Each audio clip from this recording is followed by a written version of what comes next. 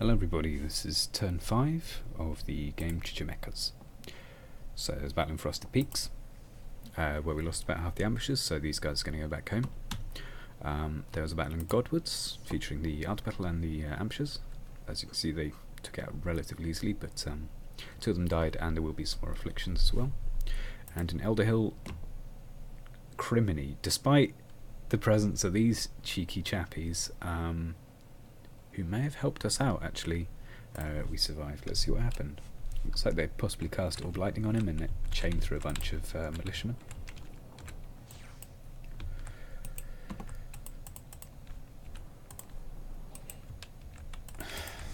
Jeez, he's not as bad as Hill Wizard Steve, but he's pretty bad. At least we didn't get any... So what is going on here? Yeah, okay, that's Orb Lightning, so that's actually saved us, quite probably, because it looked like he was not doing too healthily, although there is some damage. But yes, that's what we've got to look forward to in terms of the future, with some shock damage. Thank you very much, Cloud Mages and Windmaster. You've done me a good turn there. Okay, with that in mind, I think he... Ooh, well, I mean, that's too tempting to pass up, really. That should be okay. Right, so as you can see, there's now a fortification in here because he expanded into this province. So we have 132 res, 94 rec. The PD has gone up by 1. In any fort that the Chichimeca hold, the way the events work, for anyone curious, is any fort where there is no PD will get 1 PD automatically, whether or not there is an Altepetl there, and at 1 PD, unless there's an Altepetl brought there next turn, it will be torn down, and the unit will be created that takes 2 turns to die, which breaks any forts down. So one feature of the mod is that if a fort has been deleted, you're going to have to wait 2 turns to put a new one up. Because if you move an Altepetl there straight away, it may say that the fortress has been torn down. But if you leave them there another turn, they will eventually go up. It's just a shortcoming of the system, but it doesn't affect the nation very often, in my testing at least. But it is just something to keep in mind. But yeah, so the reason for that effectively is to prevent, for example, moving an Altepetl onto an enemy fort that you have under siege and then moving it away, which if there was no PD requirement, would tear down the fort in the province.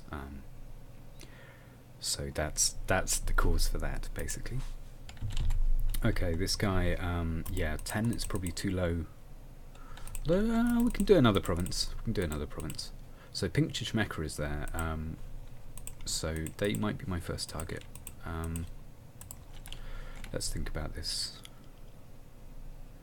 I might bring a Zaftek Priest out and get some Weechol, and we'll maybe see about attacking them pretty soon. The fights in this game are going to be short and extremely brutal, I'd imagine, because the PD value is very low, and additionally the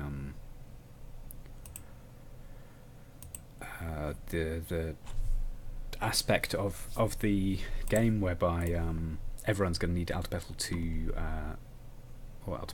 to keep their forts up means the map should be quite dynamic as well. But yeah, that's going to be the case with that. I'm going to get another quickly, some more of these guys out, and I'm going to change this guy's shape just to make sure nothing awry happens. Although it shouldn't. There should be no real reason to worry about it. But yeah, I'd rather have a fresh, good commander and leave this guy here on a relatively decent province, than move him to over here, which is a bit of an unknown quantity given that we don't have any dom there, and we've never seen a population. This is a minor risk going into Spectre because it could well be the case that Pink Chichimeca is in Shadowland, but yeah, it's just one of those we'll have to see what happens, I suppose. Going forward, we'll probably get another Altepetl out the turn after this, provided our income covers it. It should do. And after that, just going to bring this up to 6 because that provides some protection against bandit type events and so on. That may drop another one guy, and recruit a lad over here. That will cover it from revolt as well. So yeah, so in immediate plans is basically attack Pink Chichimeca. Our guys have upgraded to warriors in training the next time they're in battle, which should be next turn. They will be upgraded, the survivors will be upgraded into the various different forms. Sadly, this causes how can I put it, somewhat disorganized post-battle battle report, because you get a whole bunch of minus guys killed, and anyone who gets upgraded is listed as being killed, and then unkilled in a different form, which is sadly not something I can really do anything about, at least as far as I know. If you're a modder and you have a good alternative solution, then I would love to hear it. But yeah, we'll be getting this guy researching, going up to Cons 2, getting a couple of air quills out, and a copper plate, and then probably yeah, going pretty much straight into Pink Chichimeca, unless we can somehow extract some. There's Chichimeca 3 over there. Okay, well, Chichimeca 3 is a less direct rival to us, because the path to them is much less clear, given that there's a throne in the way, and also this bit higgledy-piggledy around here. But they might be another target as well. Anyway, I'll probably talk to Pink Chichimeca, have a good old chat with them, see what's going down over that way. He should be fine in this province. We haven't got anything new for him to cast, so that one's going to be that. Put the PD up here to at least a couple, maybe trim a couple of these guys. Up to 6. Get a militiaman in there, job's good. Right, next turn, probably another Altepetl.